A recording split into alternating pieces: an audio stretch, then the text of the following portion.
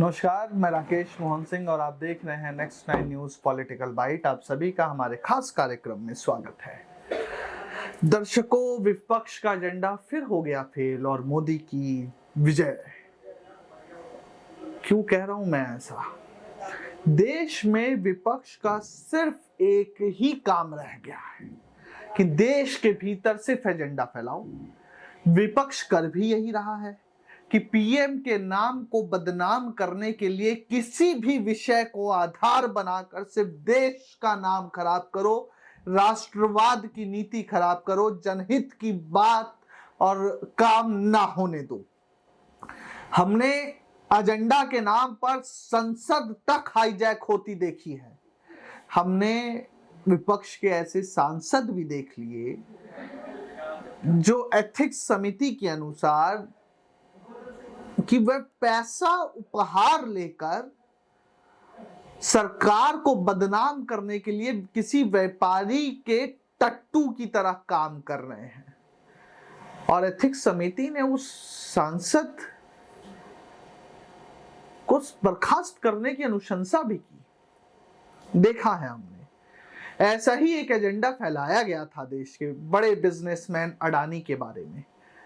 कांग्रेस समेत सभी मुख्य विपक्षी दल ये कह रहे थे कि अडानी समूह के आगे बढ़ाने में पीएम मोदी का हाथ है।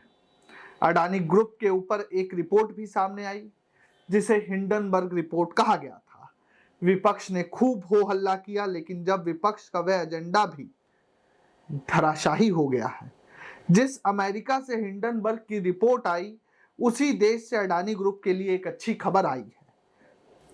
अमेरिका ने साफ कह दिया है कि हमें अडानी समूह पर पूरा भरोसा है। अब शायद विपक्ष का मुंह बन गया होगा, जिसमें वह कहता था जिसने भी अडानी समूह में पैसा लगाया वह डूब जाएगा, लेकिन अडानी के शेयर तो रॉकेट की तरह उड़ान भर रहे हैं।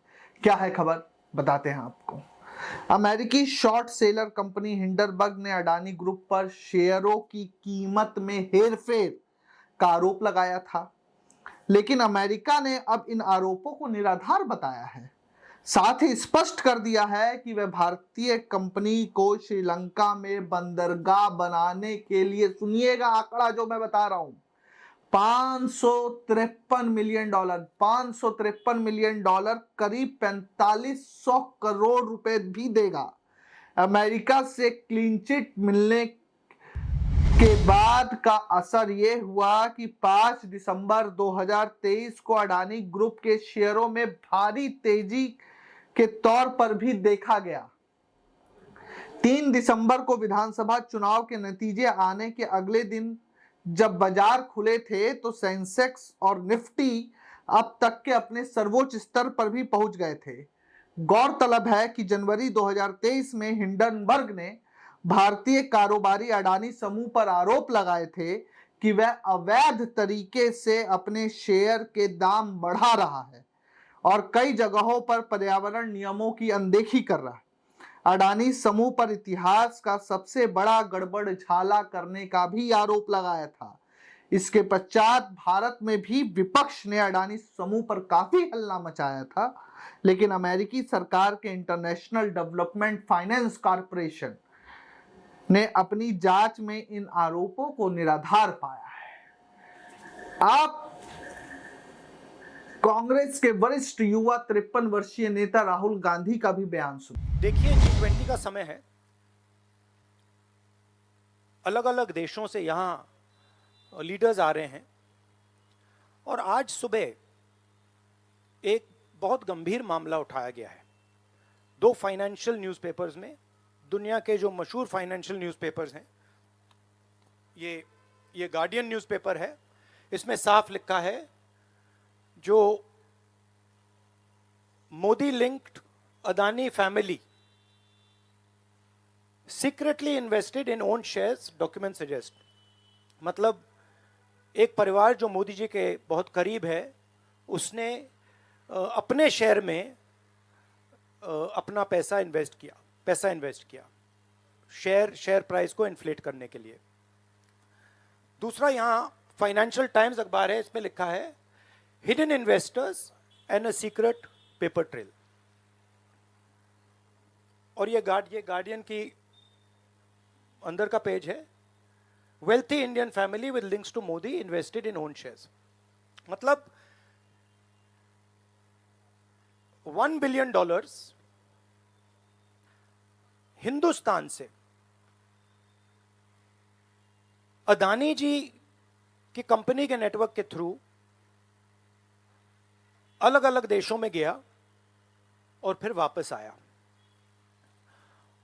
और उस पैसे से अदानी जी ने जो उनकी शेयर प्राइस थी उसको बढ़ाया, इन्फ्लेट किया, और उस फायदे से हिंदुस्तान का जो इंफ्रास्ट्रक्चर है, जो अदानी जी एयरपोर्ट्स खरीद रहे हैं, पोर्ट्स खरीद रहे हैं, अभी यहां धारावी में शायद उनको बड़ा प्रोजेक्ट मिला है, तो ये सब जो हिंदुस्तान के जो एसेट्स हैं, जो पूंजी हैं, जो अदानी जी खरीद रहे हैं, वो इस पैसे से शेयर प्राइस को इन्फ्लेट करके खरीद रहे हैं।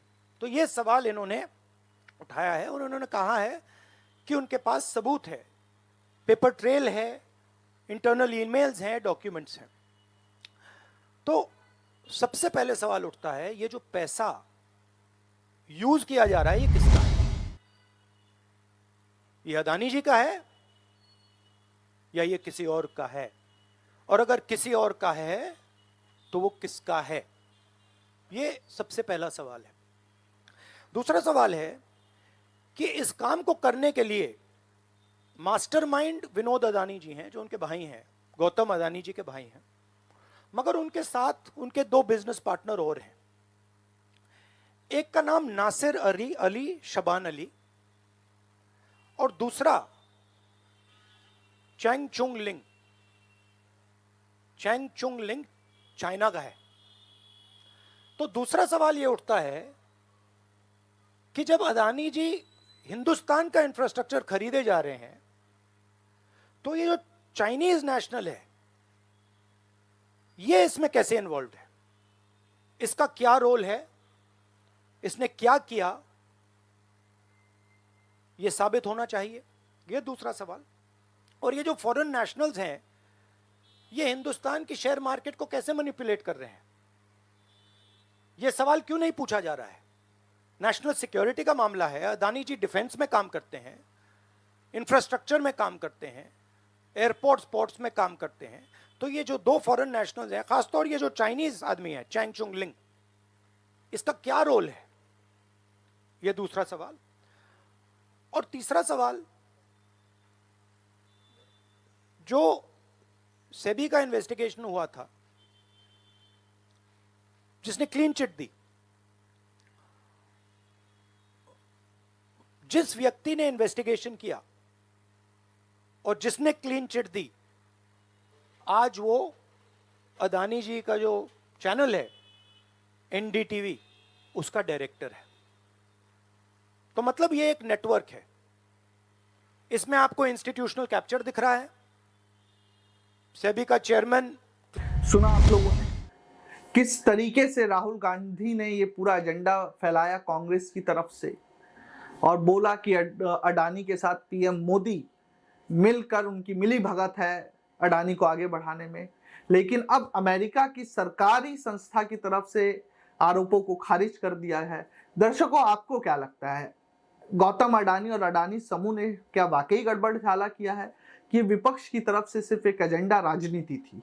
आप हमें जरूर लिख भेजें। देश और दुनिया की तमाम खबरों के लिए देखते रहिए नेक्स्ट 9 न्यूज पॉलिटिकल बाइट। धन्यवाद।